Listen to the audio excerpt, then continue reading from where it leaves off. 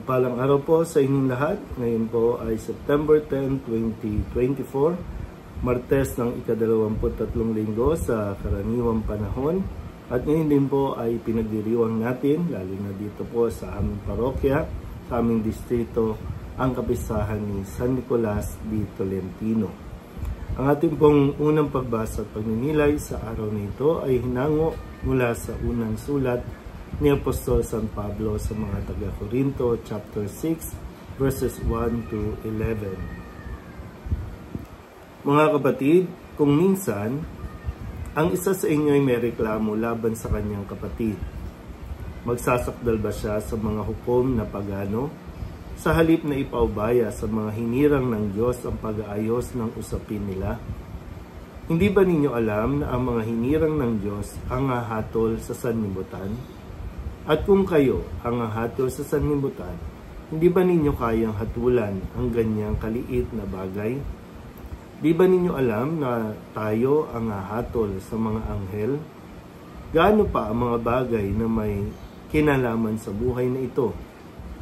Kung kayo'y may usapin, idudulog pa ba ninyo ito sa mga taong di kinikilala ng simbahan? Mahiyahiya naman kayo. Wala na ba sa inyong marunong mag-ayos sa sigalutan ng magkakapatid? Ano't nagsasakdal pa kayo sa hukuman, kapatid laban sa kapatid, at sa harapan pa ng mga taong walang pananampalataya? Ang pagkakaroon ninyo ng usapin laban sa isa't isa ay isa ng kabiguan sa inyong pagkakapatiran. Hindi ba mas mabuting tiisin na lamang ninyo ang pang-aapi at palampasin ang pandaraya sa inyo? Subalit kayo pa ang nang-aapi at nandaraya, at sa inyong mga kapatid pa naman. Hindi ba ninyo alam na ang mga makasalanan ay walang bahagi sa kaharian ng Diyos? Huwag ninyong dayain ang inyong sarili.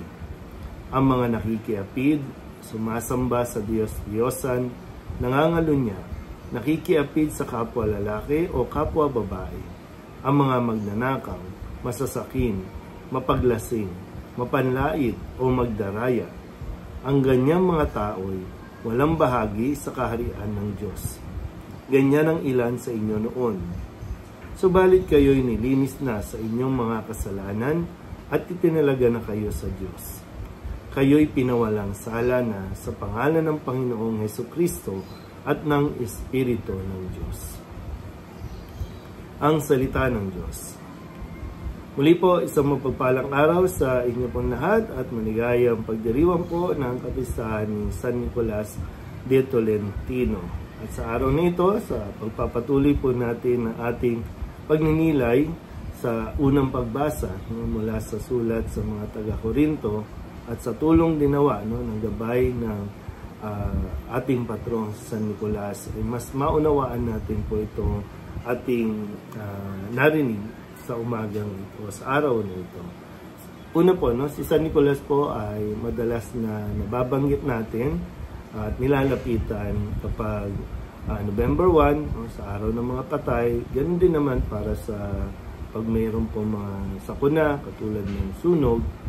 Pero isa po sa matingkad ay yung ipinagdarasal natin ang mga kaluluwa, lalong-lalo na mga kaluluwa sa purgatorio, na sila po ay maiahon na doon at sila po ay makapasok sa langit. Siyempre, paano nga ba na pupunta sa purgatorio?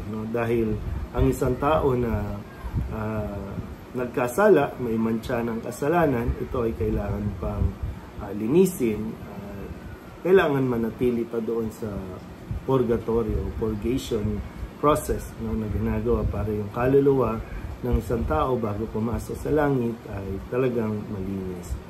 Sa unang pagbasa natin, narinig natin yung mga dahilan ng nagpaparumi sa atin po mga kaluluwa, nagpaparumi sa atin kung kaya't ito yung nagiging dahilan para hindi tayo makarating sa langit o hindi tayo makapasok sa langit.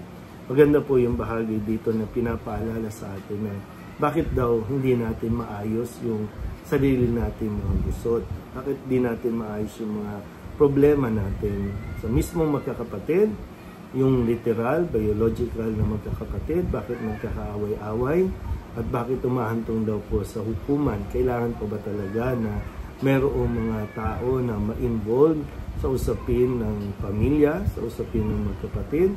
At ang pagiging magkapatid din sa mismong isang simbahan, sa isang komunidad, tayo po ay magkakapatid. Kaya bakit umahantong doon sa pag-aaway-away, sa pagpunta sa isang hukuman, at lalong-lalo na sa mga hindi naman kapanalig o hindi naman kapareho ng pananampalataya. Hinihikayat tayo ni San Pablo na ayusin natin ng nararapat gamit taglay ang ating pananampalataya, ang ating mga hindi pagkakaunawaan. At yung binabanggit nga din ni San Pablo, pinapaalala niya na walang puwang sa kaharian ng Diyos ang mga taong nandaraya ng kanyang sarili. Sabi nga, no?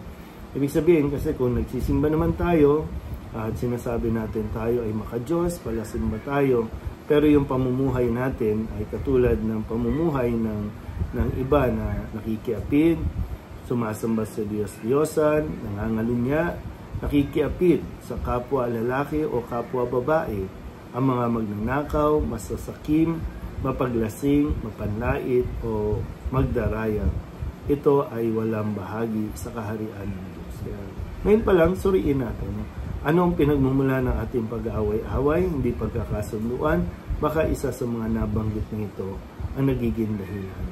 Kung kaya tayo po ay humahantong sa lalo pang mas mabigat na kapahamakan, mas mabigat na parusa na atin pong kaharapin pagdating ng araw. Sana po, sa tulong ni San Nicolas de Tolentino, patuloy po natin na mapagnilayan ang mga salitang ito na ibinigay sa atin ng ating Panginoon. Muli po, sa maligayang kapistahan ni San Nicolas de Tolentino.